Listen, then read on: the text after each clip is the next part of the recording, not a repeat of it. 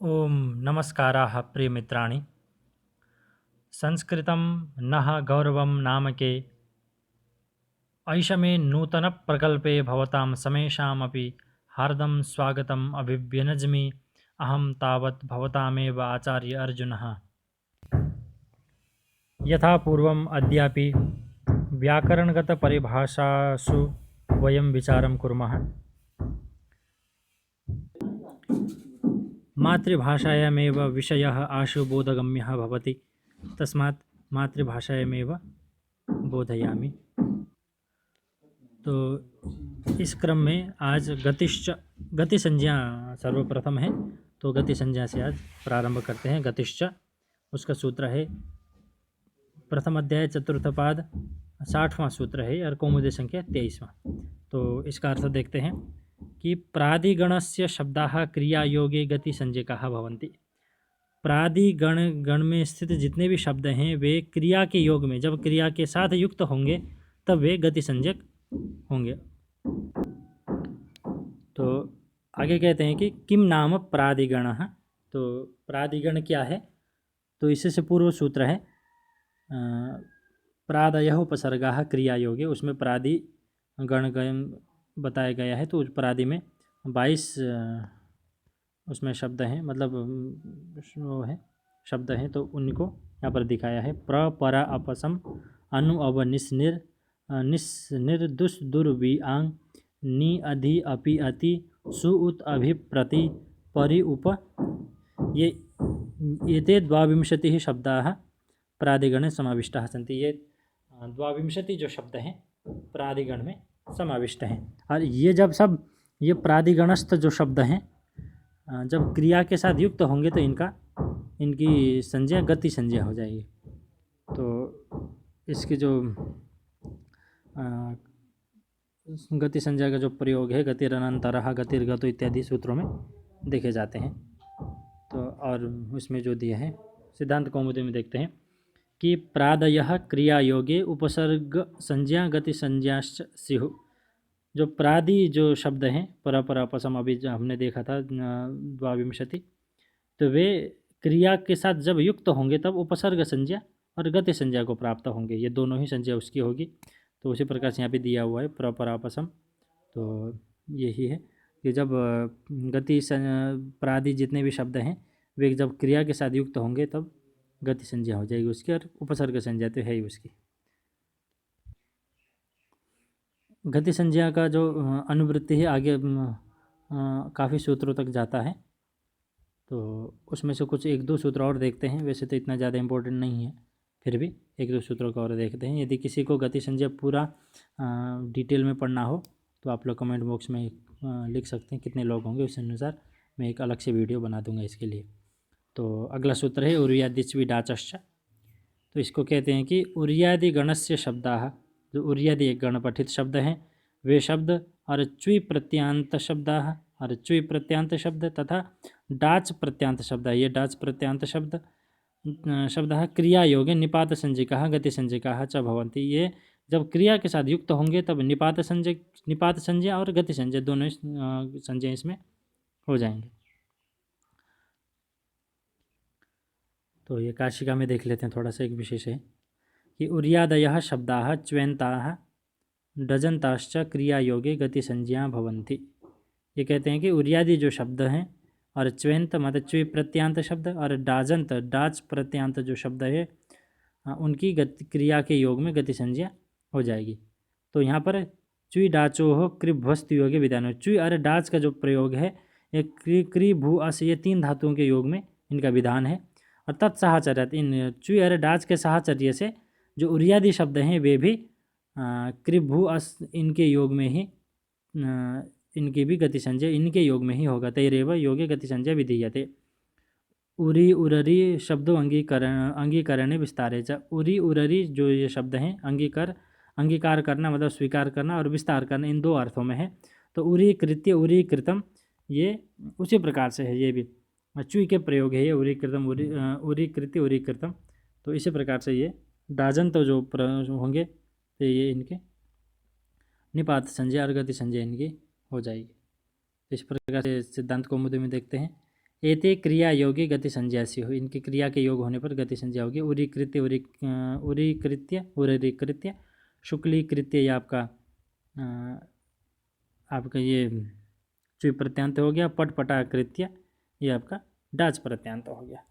तो इस प्रकार से ये उरियादिच डाचश्च। इसी प्रकार से अगला भी देख सकते हैं, अनुकरणम चा नीति परम। तो इसमें कहते हैं कि इति परे यस्मात् इति बहुरी। तो अनुकरणम अनिति परम क्रिया योगी गति संजय में। अनुकरण जो शब्द है, अनुकरण मतलब कोई भी हम पट पट पट पट शब्द बोलते हैं अथवा कोई भी जो अनुकरण किया जाता है, जब इति शब्द नहीं प्रयोग करेंगे तब इसकी गति संजय हो जाएगी।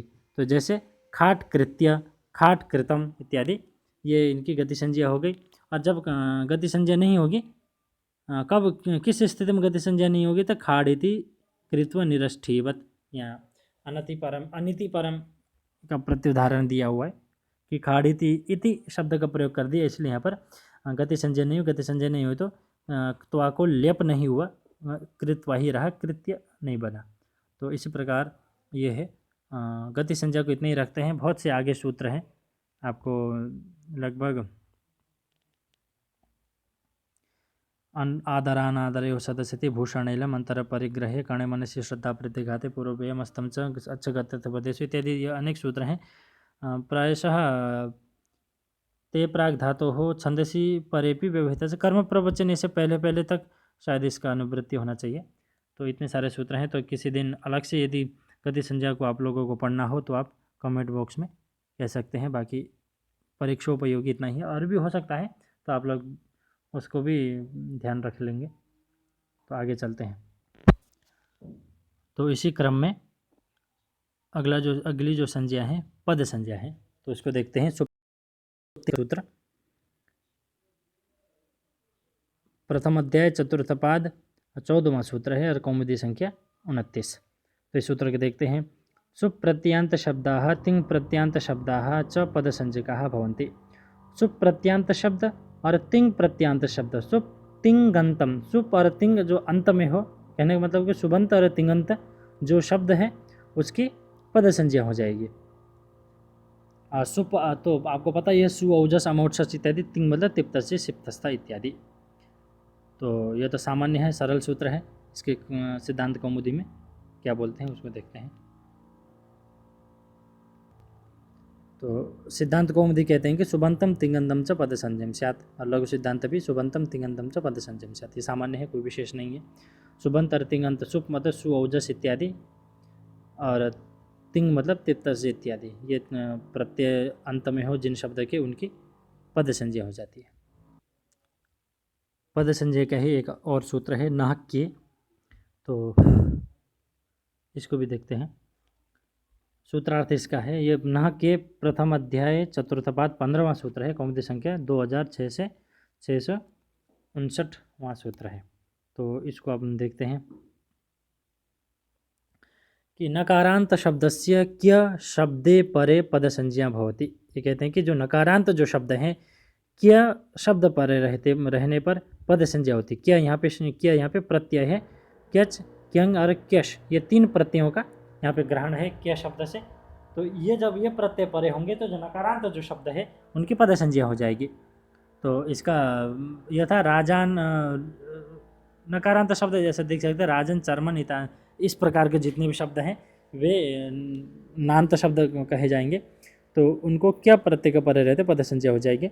यथा राजानम आत्मानम इच्छति अस्मिन् अर्थे राजन शब्द से चुप आत्मन के चित्तेन केच प्रत्यय भवति इत्यादि। ये तो उसका उदाहरण है, तो इसको देख सकते हैं। हाँ, तो इसका पद संज्ञा होने पर नलोप प्रातिपदिकांत से सूत्र से नकार इत्यादि लोप इत्यादि हो जाएगा। ज्ञातव्यम क्यच क्यं क्यश एते त्रयः प्रत्ययाः क्य इत्यनेन आरभ्यते। एते सर्वे प्रत्यय सुपात्मनः क्यच कर्तु क्यंश लोपश्च और लोहितादिराजभ्यः क्यश, ये तीन प्रत्यय हैं। तो इसको ये कहते हैं कि सिद्धांत कौमुदीकार क्यचि क्यंगी नान्तमेव पदम स्या नान्यत।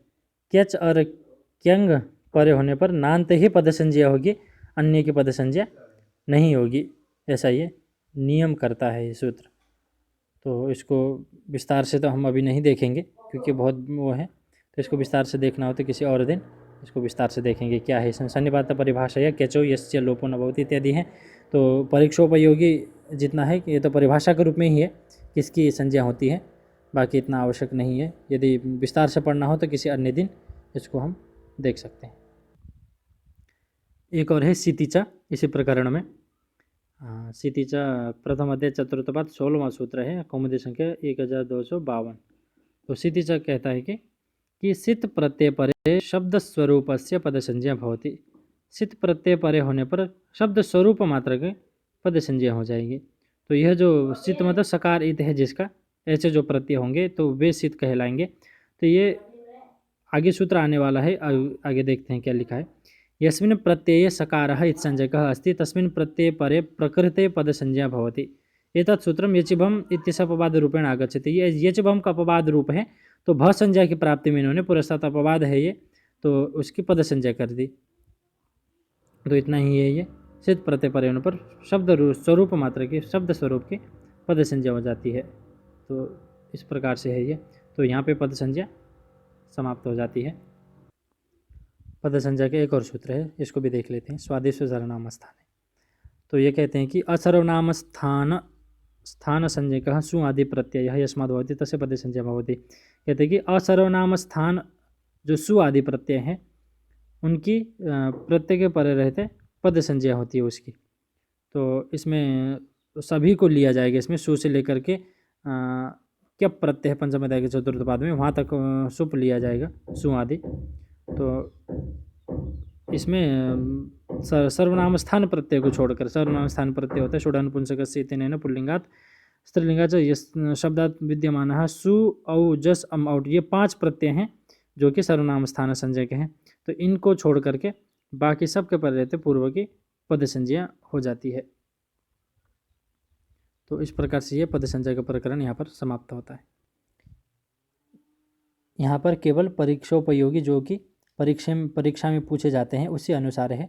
यदि किसी को डिटेल में पढ़ना है किस प्रकार से है ये, तो वो अलग से उसकी कक्षाएं चलाई जाएंगी। यहाँ पर केवल परीक्षोपयोगी है। यदि यहीं पर व्याख्या करने लगेंगे तो अत्यधिक वीडियो लंबा हो जाएगा, इस कारण से ये सब केवल सामान्य रूप से देखे जा रहे हैं। धन्यवाद। तो इसी क्रम में अगली जो संज्ञा है विभाषा संज्ञा है, तो इसको देखते हैं। न वेति विभाषा, न वेति विभाषा यह प्रथम अध्याय प्रथम पाद 44वां सूत्र है और कौमुदी संख्या 24। तो इसका अर्थ देखते हैं। सूत्रार्थ निषेधः तथा विकल्पः एतयोः विभाषा इति संज्ञा भवति। निषेध और विकल्प इन दोनों का ही विभाषा संज्ञा है ये। निषेध कई बार पेपर में पूछे जाते हैं का एषु विभाषा, इस प्रकार से प्रश्न पूछते हैं। निषेध तथा विकल्प कई बार देते हैं निषेध फिर विकल्प दे देते हैं, या निषेध विकल्प ये दोनों ऑप्शन होते हैं, और एतेषु न कोपि इस प्रकार से ऑप्शन दिया जाता है। तो इसमें देखना है कि निषेध और विकल्प दोनों ही विभाषा है। तो इस प्रकार से यहाँ पे विभाषा संज्ञा है कि निषेधः तथा विकल्पः एतयोः विभाषा इति संज्ञा भवति। निषेध तथा विकल्प की यहाँ पर विभाषा संज्ञा है। सिद्धांत कौमुदी में देखते हैं। निषेध विकल्पयोर विभाषा संज्ञा से सामान्य है, निषेध और विकल्प की विभाषा संज्ञा है। ये इतना ही याद रखना है। विभाषा किसे कहते हैं? निषेध और विकल्प को विभाषा कहते हैं। एक वो निषेध भी होता है, उसमें विकल्प भी होता है। इस प्रकार से ये विभाषा संज्ञा भी पूरा होता है। तो आज के लिए ही विभाषा संज्ञा तक ही याद रखते हैं। कल भी इसी प्रकार से और भी आगे भी वीडियो बनाए जाएंगे। आप सभी का बहुत बहुत धन्यवाद। ओम शांति शांति शांति।